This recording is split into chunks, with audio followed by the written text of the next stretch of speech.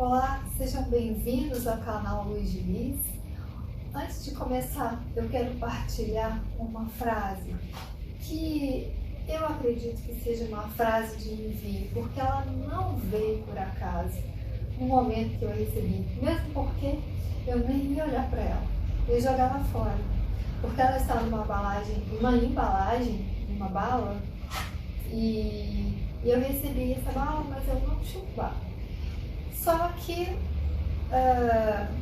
o extraordinário tem dessas coisas, né? Tem desses sinais, dessas mensagens que chegam, e geralmente são mensagens que a gente pediu, né?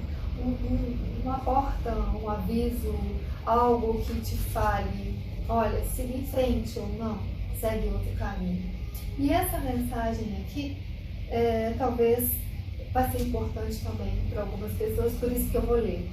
Então ela fala assim: só conquista o que deseja aquele que não tem medo de tentar quantas vezes forem necessárias. É tão interessante, ela se encaixa perfeitamente no meu momento de vida, no momento de vida de muita gente e talvez no seu também. Então, hoje o tema é tempo para planejar, tempo para esperar, que na verdade é o tempo da preparação, e o tempo da ação. E o que sustenta esse processo são duas forças. A primeira é a força motriz, aquilo que te impulsiona a seguir em frente apesar de. E a outra é a força criativa, que aqui eu vou especificar como a força do pensamento. Bom, antes de continuar, eu quero me apresentar. Eu sou Elizabeth. Há mais de duas décadas eu acompanho pessoas no desenvolvimento pessoal delas. E a minha profissão me forçou a ir em busca do conhecimento científico, mas também me forçou a fazer uma investigação dos fenômenos místicos. Então, é com base nessa visão que eu os convido a me acompanhar. Hoje eu vou trazer uma história, é uma história real. Tem muitas histórias reais nesses anos que eu tenho de trabalho. Muito bem, então vamos refletir? Não sabendo o que era impossível, foi lá e fez. Essa frase não fala de um improvável, não. Fala do impossível. E ela me faz lembrar de muitas histórias reais de pessoas que tiveram seu potencial expandido e assim conseguiram fazer o que tinha que ser feito. Eu escolhi uma história para te contar, que eu vi quando eu era muito jovem, mas lembrando, como eu já havia falado, eu mantenho meu olhar para o conhecimento científico, mas também para os fenômenos místicos. E assim, com essa visão, é que eu vou partilhar com você uma história. Eu estava em casa quando eu passei na frente da TV, na hora do jornal, e o repórter estava explicando o que havia acabado de acontecer. E por algum motivo, ele, repórter, estava próximo do lugar no momento do acontecimento. Uma mãe havia acabado de pular no lago e conseguiu resgatar a sua criança. E a comoção foi tamanha ao entender por que aquela mãe chorava copiosamente e agradecia de joelhos na frente daquelas pessoas. Em que condição tudo aconteceu? Primeiro, o lago não era rasinho. Segundo, a água era turva. Terceiro, havia plantas aquáticas. Quarto, ela não sabia nadar. Destes 4 desafios, qual deles seria uma condição de enfrentamento improvável de ter sucesso? Qual situação seria um enfrentamento de uma condição impossível de sucesso? O que motivou a ação dessa mãe? E o que motiva a sua ação rumo ao seu improvável ou ao seu impossível? O mais interessante disso tudo é que improvável e impossível para você não é o mesmo para uma outra pessoa. Que tal refletir essa semana e escrever em um caderno que você pode chamar de caderno da expansão? Vamos inaugurar o seu caderno? Eu te convido a inaugurar esse caderno. E você vai perceber as mudanças que ele fará. Vamos colocar as duas primeiras perguntas? Primeira pergunta: o que hoje é improvável para você e o que está te impedindo de dar seus passos? Segunda: o que é impossível para você? O que vai precisar para acessar uma força maior, a força do motivo para a ação? Descubra qual é a força motriz que fará você seguir em frente apesar de.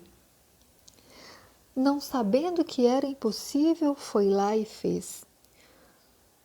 O título desse vídeo não é tempo de planejar, tempo de pensar, tempo da coragem para agir, que são as fases de um processo de um planejamento para a transformação de uma realidade ou da construção de um sonho?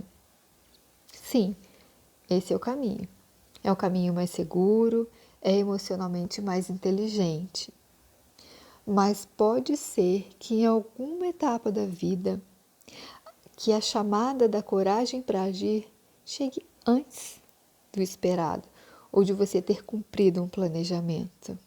Então, qual é a sua motivação para a ação? O que pode impedir ou estar impedindo os seus passos? Para tentar te ajudar nas suas respostas, vou falar de 3 pedrinhas preciosas: a validação, o pertencimento e o merecimento. A validação é aquela necessidade de buscar a opinião dos outros sobre suas habilidades e condições, se você vai ser aceito ou não.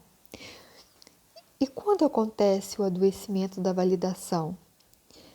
É quando eu me pergunto aonde ou em quem eu busco parâmetros ou feedback para saber se eu sou capaz ou não, se eu sou o suficiente ou não, e se o que eu desejo é improvável e impossível para mim. Quem é que está determinando essas questões em você? E quando há a cura da validação? Quando eu percebo que as tentativas do comando mental externas não me param mais. A outra pedrinha preciosa é o pertencimento. A necessidade de pertencermos a um grupo, a uma família, é normal e saudável. Quando acontece o adoecimento do pertencimento? Quando há desequilíbrio entre doar de si e o receber. Aí é que se fala dos contratos espirituais. Quando eu tenho que sair muito fora dos meus preceitos para agradar e não ser excluída. A cura do pertencimento se dá quando eu percebo que conseguir sair de um grau de subjugação e encontro o equilíbrio entre o dar e receber. A terceira pedrinha preciosa é o merecimento. O que eu acredito que é para mim? Até onde eu me permito ir? Este é um assunto muito profundo, pois envolve questões da ancestralidade, que eu desejo abordar em um vídeo especificamente para falar sobre esse assunto, sobre o merecimento. Por enquanto, reflita apenas sobre ele e faça a pergunta: o que eu mereço? O adoecimento do merecimento acontece quando eu me subjugo a condições tristes de realidade e não consigo sair daquela situação. Mas a cura do merecimento, quando eu percebo o início da construção de um amor próprio, de ter lucidez para sair do vitimismo, coragem para enxergar os meus erros, humildade para honrar a minha história, coragem para deixar ir o que precisa ir. E só assim eu consigo seguir em frente.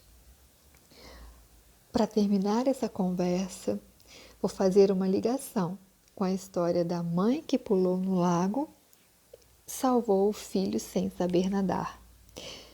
Essa mãe teve que, em instantes, deixar todo o resquício de validação adoecida para trás, calar as vozes externas e internas, o que era mais importante e válido para ela.